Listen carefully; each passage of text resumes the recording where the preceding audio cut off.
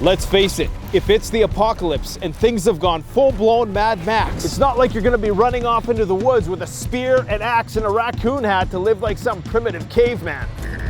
In most disasters, you're likely just gonna shelter in place, chill at the bug out location, or just find a hotel and the next state over, have yourself a continental breakfast, no worries. But what if the world is ending? Let's do a little exercise. Let's attempt to build a real inch bag. Inch stands for I'm never coming home. This is distinct from a bailout or bug out bag, which is typically oriented towards a very short-term survival situation, typically one where you're fleeing from a disaster zone to a safe place. Bug out bags are intended to be temporary life support systems just to get to a pre-established safe destination. But what if there is no going home and no safe destination? What if we're talking about a full-blown end-of-the-world scenario and you need to bug out forever? Is it even possible to physically carry everything that you're going to need to survive indefinitely in the post-apocalyptic wasteland? It probably isn't, but that doesn't mean we're not going to try. We must emphasize that this is not an ideal plan. It's most certainly not, but we're doing this video to highlight how ridiculous it is to be winging it when the world ends. Now let's get real here. If things really get this bad and you're lugging around a hiking trailer with hundreds of pounds of gear, you'll probably get sniped for that gear, twist your ankle fleeing from feral toddlers, eaten by a bear, or just die of starvation. But if hitting the road is your only option, what are you gonna bring? Well, that is what we're literally unpacking today. And to help us out, we've brought in an expert and a finalist from the survival TV show Alone in order to help us out. A simple expedition pack just isn't going to cut it if we're aiming to go full Dick Pronicke in the apocalypse. Dick Pronicke was a man who documented his retreat into the Alaskan wilderness, where he built his own log cabin and lived out the rest of his life in isolation. Sounds picturesque, doesn't it? Hold up, wait a minute. Most people also forget that Pronicke received regular supply shipments by plane for essential items. In our situation, we're not going to have that luxury. We're going to need some serious towing capacity to get started. Part of the inspiration for this video comes from a scene in the movie The Road. The main character is hauling a very large handcart full of supplies through a desolate, cannibal-infested wasteland. It's a haunting image, sure, but it also seems like a surprisingly practical solution for a survival scenario of this magnitude. Here are a few options worth considering. A bike or e-bike with a trailer, a handcart like the Polymule, a game cart designed for hauling out big game, your classic soccer mom Costco wagon, or the legendary monowalker Fatmate. I opted for the latter. Bikes lack the maneuverability and forget about going uphill with a massive trailer. A handcart like a Polymule or a game cart for hauling out game is not nearly ergonomic enough, and a cheaply made Costco wagon likely won't last the weekend. The monowalker, on the other hand, is a German-engineered hiking trailer built for serious expeditions. I've hauled it up some of the steepest mountain peaks in Canada, from Arctic tundra to boreal forest beaches, and it's never let me down. That's why it's my go-to platform for this inch bag. Let's talk about what's going to be inside the bag. Okay, so for this mission, it's imperative that the gear we select fulfill the following criteria. Number one, it's gotta be built very durable. We're talking heirloom quality, bomb-proof resilience. That's what we need in the gear we select. We only have one chance to get this right, so let's make it count. Number two, it's very tempting to want to load up our bag with all kinds of delicious freeze-dried food, but we want stuff that's not gonna run out. So instead of doing that, we're gonna load up our bag with the tools that are gonna allow us to procure an unlimited amount of food and extend our survival time. Thirdly, we want things that are going to be multi-purpose. Take, for example, this kerosene lantern. I can use this for heating. I can use this for illumination. I could probably even boil a cup of water on top of it. That doesn't mean I'm going to bring it because, of course, it runs on a non-renewable fuel source. But you get the idea. Okay, so next up, it's gotta be field repairable. Take, for example, this cold steel Spetsnaz shovel head here. It's made of steel. The shaft is made of wood. The shaft ultimately is likely going to break, much like this Wetterhall double bit axe that you see here. The good news is I can replace those things, okay? I can't replace a synthetic handle. So We want things that are gonna be antiquated, heirloom type tools that we can repair on the fly. All right guys, so here's what we're gonna do. We're gonna call up my buddy Timogen. This guy survived 63 days in the wilderness. He's a military vet, he's a medical doctor. There's no better person to ask what we should put in our inch bags than him. Hey Dr. Tan, listen, long time no see. I have a favor to ask you. I know you survived 63 days on the TV show alone, and I'm building what's called an I'm never coming home bag. I need to know what kind of items you suggest I bring. Hey Nate. So, if you are never coming home, this is what you should pack. So I only could bring a multi-tool and an axe. In retrospect, if I could bring multiple cutting items like a full-tang knife and a saw, just like the silky big boy that you sent me, that would save me time and energy to process wood and to build a shelter. If I could bring more rations with me, that would be another key choice. Your ability to sustain yourself in full fighting force is so important. Okay, so a silky saw and extra food, way ahead of you there. What else? And I wish I had some medications to help with symptoms that really slow me down, like nausea, and definitely for the aches and pains that you're feeling out there that really gives you sleepless nights. So just some Tylenol and ibuprofen would have been wildly helpful. Since most people left for gut infections, whether that's not being able to retain the fluid inside their body or because of the symptoms becoming so severe, really highlights the need for antibiotics for bacterial infections and the need for clean water and good hygiene.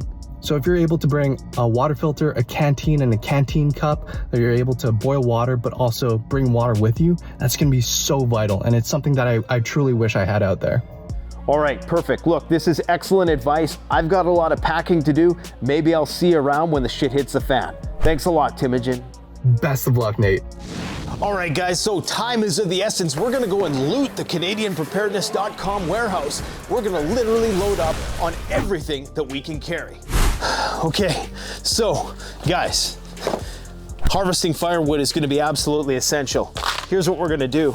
We're gonna be bringing the Katana Boy 500, not the 650 or the 1000, that's too big, but we're gonna bring 3 extra blades, ultralight. One of these blades is probably gonna last us a lifetime, but we're gonna bring 3 extra just in case, and we're gonna bring the Silky Nada Outback, one of the best hatchet choppers out there.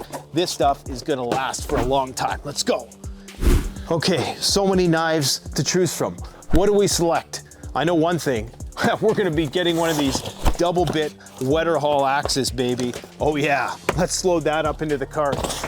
So many shovels to choose from. I think we're gonna have to go with this cold steel. We're not gonna get the long shaft because we really just want this shovel head. We can make a shaft when we're out in the field. Okay, in terms of cooking up all that wild game that we're gonna hunt, well, we're gonna need a firebox stove, low profile cooking on the fly, and of course, we're gonna need a grill. I know it seems big and cumbersome, but this thing is gonna be practical. It's gonna allow us to cook on any open fire, and we're gonna be able to cook those big cuts of meat. Okay, for water, we're gonna take the Pathfinder 64-ounce stainless steel single-walled bottle. This thing is gonna last damn near forever. For the initial phases, we're also gonna want a life straw that's gonna allow us to filter out that contaminated, bacteria-infested water. Maybe let's throw in some aqua tabs for good measure. We're also gonna need a way to transport large amounts of water above and beyond our 1 liter or so canteen. What better way to do that than a waterproof dry bag, this time in the form of a pocket shower. How multi-purpose is that? We can use it for showering, we can use it for carrying water, we can even use it as a dry bag as well. As tempting as it is to want to bring a bunch of toilet paper tablets, unfortunately, we're gonna have to learn how they did things back in the old days because we just don't have the space. I am, however, gonna do myself a solid and we're gonna bring some of our Whizzy discs. They're compressed towels, serve a variety of functions. We're gonna run out, but at least for the short run, if we get the runs, we'll be able to deal with it. Even though nobody may be broadcasting, we're still probably gonna want a radio and one that can do shortwave. We're gonna get this Kaito 340 emergency lantern that has a built-in solar panel, a crank charger to charge our other electronics, and of course has access to AM, FM, and shortwave. Let's just hope somebody's broadcasting. As you guys can see, we got a ton of gear that we need to get loaded into this hiking trailer ASAP. I don't know what I got myself into with this project because this is gonna be a really heavy load. Let's get to it. This is a waterproof duffel. That is essential. Let's get rid of all this. What do we got here? tactical backpack, some ice fishing pants, some ghillie suit. So I want to organize this so that the stuff that we're likely not going to use is right in the bottom. I'm tempted to put the Warlock axe in the bottom, but what if I need to fight a bear or Marauders melee style? You know what? I think we're just gonna rely on the gun and a good old trusty knife, and we're gonna have to put this in the bottom of the bag. We're gonna be wearing this, we're gonna be wearing this. We're not gonna be wearing this, and this can go on the bottom. The thing that sucks about this big giant duffel bag is there's not much organization. We have no compartments. I guess that's just how it's gonna be. A few moments later. I went and raided the store and I got some Sea to Summit stuff sacks and mini dry bags and things of that nature. So this is hopefully gonna allow us to organize the better. We're gonna wanna make sure that this tourniquet is at the ready, because if we get sniped for our that's not gonna be good. So we're gonna do a miscellaneous tool bag. Got my piece of leather. We're gonna keep all our fishing line and stuff, our nails, sharpener. So all of our seeds, we're gonna put in this plastic bag. This is another thing we're gonna keep. This is so I can conceal the monowalker. So let's just get this installed on here. There we go. Now I don't want the ammo to corrode, so I'm gonna use one of these dry sacks for ammo.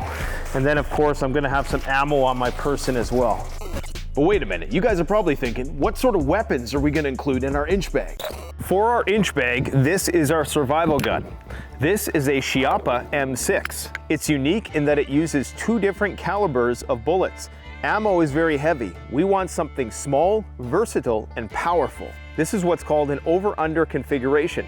A 20 gauge shotgun caliber round goes in the top, and a 22 Winchester mag goes in the bottom.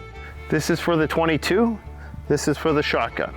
You can get this particular firearm chambered in a variety of different types of assortments, from 12 gauge to standard 22 long rifle, or 20 gauge over Winchester Magnum 22. The advantage of a Winchester Mag or WMR 22 round is that it's a little bit more powerful, but still nice and compact, so we can carry thousands of these. A 20 gauge shotgun round, either in birdshot, buckshot, or rifled slug, basically allows you to take down anything in North America. In the stock of the gun, we have a cleaning kit, 2 20 gauge slots, and 5 22 slots. So on here, we just have iron sights. And right now I have it set to 100 yards. Let's try out the 22. Oh yeah. Oh yeah, got that ping, baby. Here we go, buckshot, baby. Oh, that one I felt. Woo. So this is the SAS Survival Bow. It's a folding bow. It's made of metal. It's gonna last a long time. Okay, if there's any recurve type primitive bow that I would bring for the apocalypse, it's this. It folds into itself and you can store the takedown arrows inside it. The problem with those high-powered compound bows is that they have so much power that they'll snap a primitive arrow. So you need synthetic carbon-based or aluminum arrows. These are takedown aluminum arrows, so you know they're never really gonna break. They might bend and warp a little bit, but that's better. So you definitely want aluminum for a survival situation as opposed to carbon fiber. Even though the carbon fiber are gonna have better aerodynamics, they're going to work better, but these are going to last longer. So definitely recommend. This is a great system. I've done many reviews on it before. Now the good thing about putting the ammo back here on the tire is that all of that weight is gonna go right on the tire. So 50% of the weight on the main rack, that's what you're gonna be carrying on your person, but all of the weight that's on the tire is gonna be on the tire. So for that reason, we're putting the ammo back here. Now this solar panel, we can actually overlay this over top of the bag so that when we walk, we can be collecting sunlight and powering our portable power bank. And of course, last but not least, is our gun, because we want that at the ready. I'm thinking I should probably carry a Tavor or some kind of semi-auto SKS, because that really is a survival gun. But in terms of security, I'm likely gonna be carrying a semi-automatic firearm. But for the sake of YouTube and all that fun stuff, we're not gonna do that. Okay, let's see how much this sucker weighs. Oh, that's not that bad. That's really not that bad. That's probably only like 65. Oh yeah, this is not heavy at all. We can load this bitch up with way more stuff. All right, so if you're just here for the gear and you want a complete breakdown of everything that we included in our inch bag, you're gonna have to go to the end of the video because it's a really long segment. One thing you want to make sure with a unicycle hiking trailer like this is you want to make sure things are well balanced. You'll probably notice on some of the video footage that it's a bit wobbly. It's not a big deal. It just means that you need to exert a little bit of energy to keep it stable. If you can get it bilaterally symmetric and balanced, I tell you, it's one of the easiest things. And you have to remember, we're carrying over 100 pounds. And honestly, I don't feel like I get tired on this thing. You're gonna be expending a lot less energy if you're carrying all this weight behind you, because as you can see, the majority of the weight is on that back tire. And because I have those giant saddlebags full of gear, that's actually all on the tire. I'm only bearing about 30% of this load, and it really doesn't feel like that. That's distributed between the shoulders and the hips. It's a bit of a skill in a sense, it's a motor skill. So it becomes an extension of your body. It's very much like riding a bike. Over time, when you develop those stabilizer muscles and you gain the motor memory, it's a breeze. Going uphill is easy. Right now I have the disc brake activated. If I deactivate it, it'll start rolling down. Occasionally the disc brake will start to loosen. You just get a hex key, tighten it up a little bit, and it's fine. In terms of shock absorption, the fat tire actually absorbs a lot of the bumps. You don't want a shock on there because that's one more thing that could potentially go wrong. But there's a lot of advantages to this type of system because take a look at this. So a lot of people say, well, I want a two-wheel trailer. The problem with a two-wheel trailer is agility. And also, if you look, the width of me is the width of the monowalker. So it doesn't exceed my width by much. But what this means is that anywhere I can walk, the trailer can be pulled behind me. So I'll quickly show you how easy it is to take on and off. So basically all you have to do is put the brake on, okay? Take the shoulder straps off, take the hip belt off, and then put it down like that. Now, it would be cool if there was some kind of kickstand, but that would just add more weight. So if we want to get it back on, all we have to do is lift it up. We got the disc brake on, we lean into it, you kind of stagger your stance, put the hip belt on, and you're basically back in business right away. When I was taking this thing down the mountains, I could get in and out of it in like 5 seconds. So as you can see there, a little rusty, but still making it work. All right guys, so it's a wonderful day out here testing out the monowalker. The bugs are low, it's calm, it's not too hot. I've considered all kinds of different modes of commuting post-apocalypse. I've considered train cars, those hand cars. I've considered e-bikes. I've considered horses. I did a whole video on getting a horse and getting it, saddle ready for the apocalypse. And it's a great alternative because a horse can carry a lot of weight and they can also carry you as well. I have tried the polymule system. I've considered game trailers. I've considered doing a shopping cart, hobo style. There's a reason why they use shopping carts, because they're built to be very tough, okay? And if you could modify a shopping cart, there's a possibility you could even use that. But of course, there are a myriad of other complications. I know what people are thinking, this looks like a huge load. I'm in relatively good shape, but I can tell you that this is a system that I can wear all day without getting fatigued. Even though around 30 to 40% of the weight is on your person, it's such that especially when you leverage that disc brake, you can carry the weight without actually bearing the weight of the load. Just the physics of it allows you to be able to use it a lot longer. And I will say that there's two main things that I think could see improvement. One, some sort of stabilization system on the harness, so you don't have to do this. The technology exists in order to do that. You could possibly even use this in combination with the exoskeleton that we showed you on the channel recently. The only problem would be that you wouldn't be able to use the hip belt. You'd be reliant on the strap. So if you could integrate something like that somehow, where this was like a full exoskeleton system, legs and all, that would be cool. You could also swap out the pneumatic tire for a non-pneumatic tire, which you don't have to worry about running flat. Very similar to the tires that are currently on the Polymule system. The only problem with those is that they're heavier and they're not going to absorb shock as well. It would also be cool if we could get some kind of motor on here, just like an e-bike, some sort of assist, so that when you're going uphill, you can press a button on here and it would help you out. I just think that it never, unfortunately, had its heyday because I think the owner was very committed to making an expedition trailer. So he was making this for people who were going on long hikes, all right? As opposed to something that was maybe a bit more temporary or catering it to preppers. You could have a whole rig back here where you had MOLLE attachments, you could have things that are more easily accessible, kickstands. I mean, you can do anything with this frame. So you can put all kinds of Pelican boxes, different types of duffel bags. You could even put your own expedition pack on there.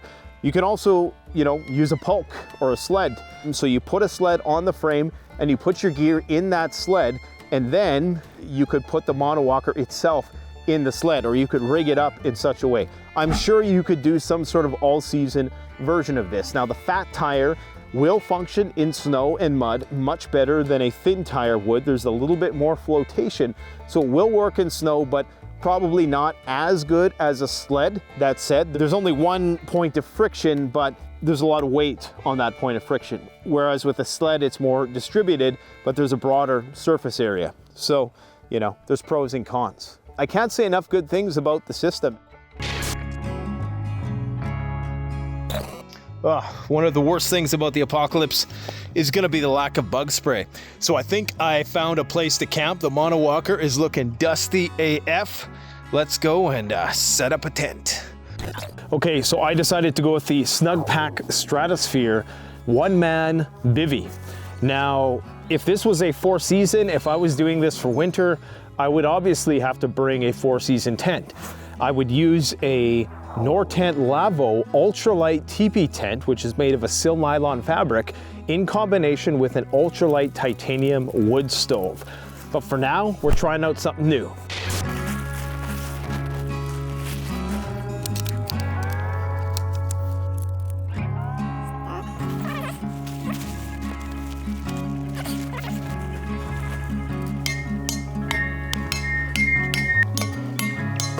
There's not much to it. That's pretty much it. Oh, get out of there, bugs. I with this. Oh yeah, not too shabby. Is there a piece of the puzzle that I'm missing?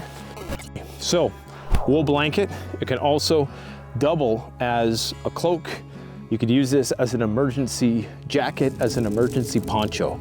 You gotta have a wool blanket. This is gonna stand the test of time and it's gonna keep you warm even when it's wet. So I'm gonna be using this mostly as a sleeping mat. So this is the Snugpak jungle blanket, multi-purpose. Perfect combo between this and the bivvy. For our pillow, we have our beaver mitts. This is a multi-purpose item. You can use that as knee pads. You can use it to clean an area. This is going to be something that is going to last the apocalypse, and this is going to keep your hands from freezing in those long, cold nuclear winters. All right, so I found a little bit of birch bark, and I'm hoping that this is going to catch a spark. I'm going to use my knife, and I'm going to scrape a little bit off. This is probably not a great way. I'm cutting towards the family jewels and on my hand. Probably not the best idea.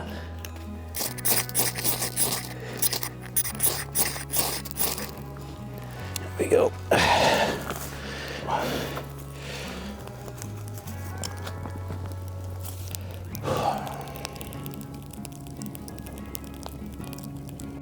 All right, so I brought out the Luminade lantern. Works very good, built-in solar panel, battery charger.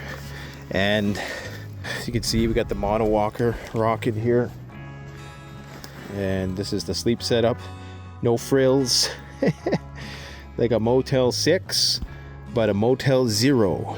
Just finished boiling up some water. And cold steel shovel doubles great as a way to get that out. But we also have a piece of leather. So the cold steel shovel is just an all-around great tool, not just for trenching, but just as a general multi-purpose camp tool. Now I'm gonna get a drink of water, and I think it's time to hit the hay.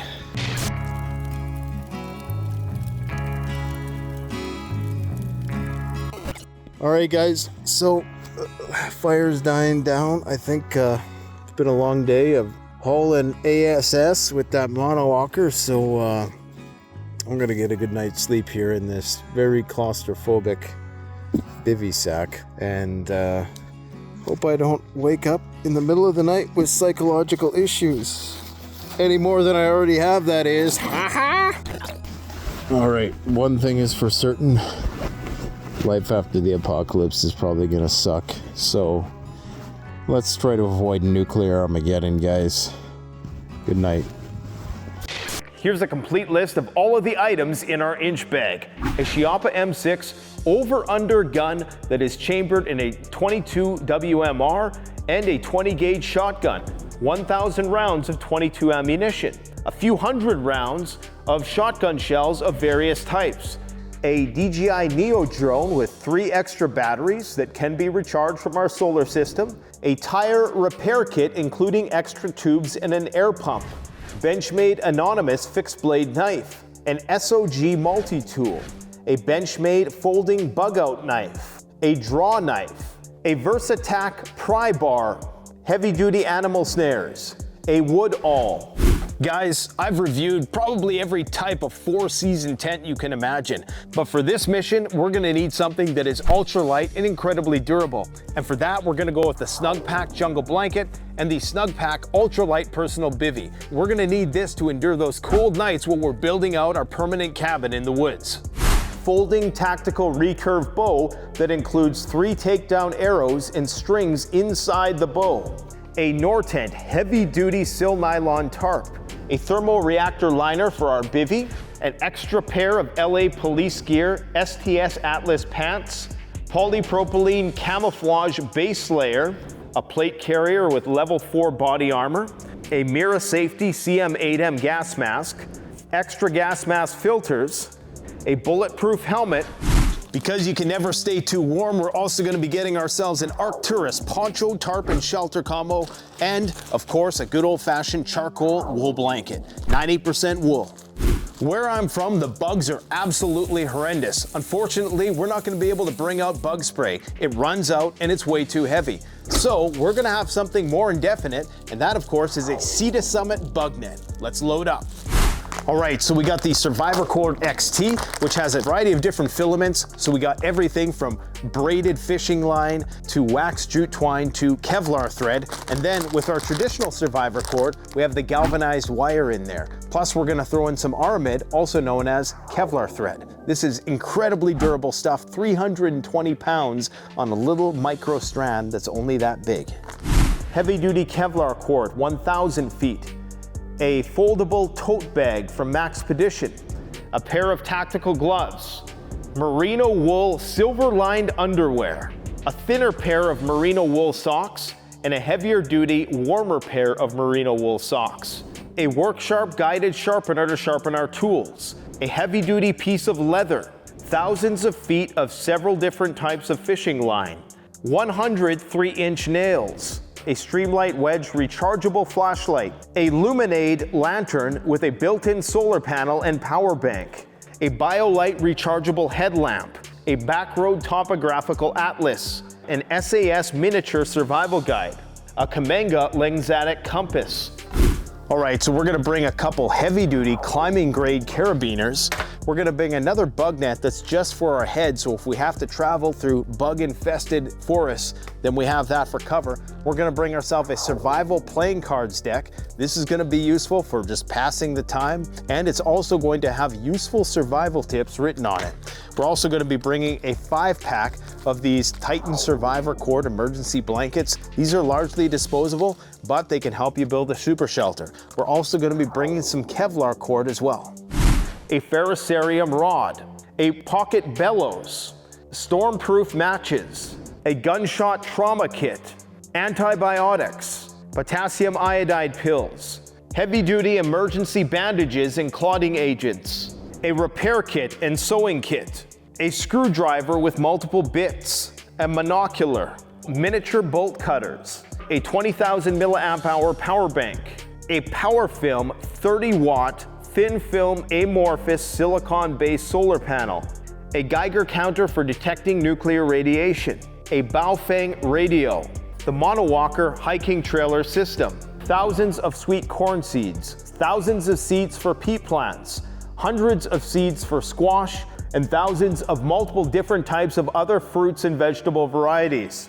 1 package of sunflower seeds high in fats, 2 packages of raisins, 1 package of peanuts, 1 package of pecans, 2 2-kilogram packages of rice, a sack of seed potatoes, 2 kilograms of salt, 2 packages of freeze-dried meat, the harness for the monowalker, a heavy-duty contractor bag, a shemagh, beaver fur mitts, 2 saddlebags for the monowalker, a 170-liter duffel bag. Let us know what you would include in your inch bag in the comments section below. Don't forget to like and subscribe for more. Thanks for watching. Canadian Prepper out. The best way to support this channel is to support yourself by gearing up at CanadianPreparedness.com, where you'll find high-quality survival gear at the best prices, no junk, and no gimmicks. Use discount code PREPPINGGEAR for 10% off. Don't forget, the strong survive, but the prepared thrive. Stay safe.